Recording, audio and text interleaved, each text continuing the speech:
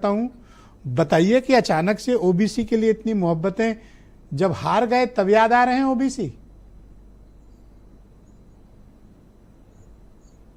कुंवर सिंह निषाद जी। को नमस्कार करता हूँ। जी जी कंटिन्यू प्लीज।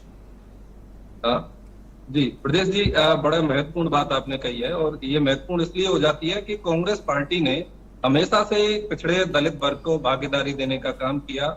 जिस समय मंडल कमीशन की सिफारिशें लागू हो रही थी, सन 90 का दौर था और भारतीय जनता पार्टी और आरएसएस के लोगों ने, विद्यार्थी परिषद के लोगों ने पूरे देश में तांडव मचाया। उस समय पर कांग्रेस पार्टी की सरकार 1991 में जब पीवी नरसिम्हा राव जी के नेतृत्व में बनती है तो वो उसको मंडल कमीशन की सिफारिशों को लागू करने का काम करते हैं। क्रीमी लेयर को अमली जामा पहनाने का काम कांग्रेस पार्टी की सरकार ने किया। आईआईटी, आईआईएम और एम्स जैसे बड़े संस्थानों में सन 2006 में इनको शिक्षा में आरक्षण देने का काम, जिसका विरोध भारतीय जनता पार्टी और आरएसएस के लोगों ने पूरे जोर से किया था। यह काम मनमोहन सिंह जी की सरकार ने किया। ये बहुत महत्वपूर्ण कदम थे। इन सारी चीजों को देखते हुए यह हम कह सकते हैं स्पष्ट रूप से कि कांग्रेस पार्टी दलित और पिछड़ों की मुख्य रूप से पक्षधर है। उनके न्याय और सम्मान की लड़ाई कांग्रेस पार्टी हमेशा से लड़ती है। और इस समय पर जो बात चल रही है जातिगत जनगणना की, जब तक जातिगत जनगणना पे आऊंगा निषाद जी, पर मेरे पास आपके लिए एक सवाल है।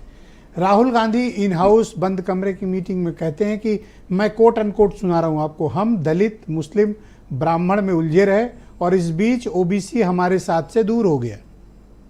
क्यों दूर हुआ? की बात आपने कही, हम हिंदू और मुसलमान की लड़ाई में उलझे रहे। हिंदू मुसलमान की लड़ाई लगाने का काम भाजपा और आरएसएस ने किया। इस लड़ाई में जो दलित पिछड़ा वर्ग था ये पूरी रूप से ये केंद्र से बाहर हो गया। इसके ऊपर किसी का ध्यान नहीं गया। उसके बाद से लगातार भारतीय जनता पार्टी की सरकारें, इनका उद्धार नहीं हो पाया, इनका कल्याण नहीं हो पाया। क्यों हिंदू मुसलमान में उलझे रहे? आपने नहीं उलझना चाहिए था। क्या ये राजनीतिक भूल थी कांग्रेस की कि बीजेपी की पिच पर उतरना और बीजेपी की गेंद खेलना?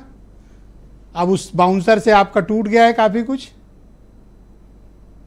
यहाँ इस दौर में आप जैसे बेबाक पत्रकारों की बड़ी कमी है। यहाँ तो भारतीय जनता पार्टी जो कहती है वो तो पूरी तरह से अपनी पिच पर उतार लेती है। जब गोदी मीडिया का दौर चल रहा है तब तो ये असल मुद्दों की तरफ ध्यान जाता ही नहीं है। तो आप जैसे जो बेबाक पत्रकार हैं, जिनकी मैं बड़े दिल से सराहना करता हूँ कि कम से कम इस बात को कह पाते हैं। सर मैं आपको अप्रिशिएट करता हूँ, आप मेरी तारीफ की है उसके लिए धन्यवाद। लेकिन आप बीमार हैं सर, आप अपनी चिंता करें, आप अपना इलाज और दवा पे ध्यान दें। नहीं है, आप अपने इलाज पे ध्यान दें कि ओबीसी आपसे कैसे जुड़ेगा। मेरी इस बात की चिंता है कि आप अपनी गलती तो मान रहे हैं, इलाज कैसे करोगे सर? नहीं, गलती मानने के लिए भी बड़ा दिल होना चाहिए। राहुल गांधी जी बेबाक नेता है, ईमानदार नेता है। कुछ गलतियां हुई तो उन्होंने स्वीकार की हैं। और जातिगत जनगणना पर भी इससे पहले उनका बयान एक बार प्रेस के सामने उन्होंने कहा था कि हमसे गलती हुई कि हम जातिगत जनगणना ना करा सके।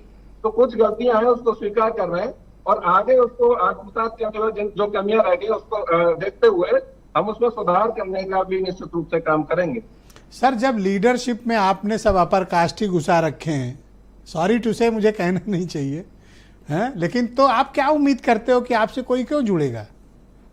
अब जैसे मैंने आज डिबेट की, मेरे साथ अरुण राजभर हैं, निषाद जी आप भी हैं, मनोज काका हैं, ये भी ओबीसी के हैं, पिछड़े समाज के हैं। रखा है कि नहीं रखा? मैंने पैनल वैसा बनाया है।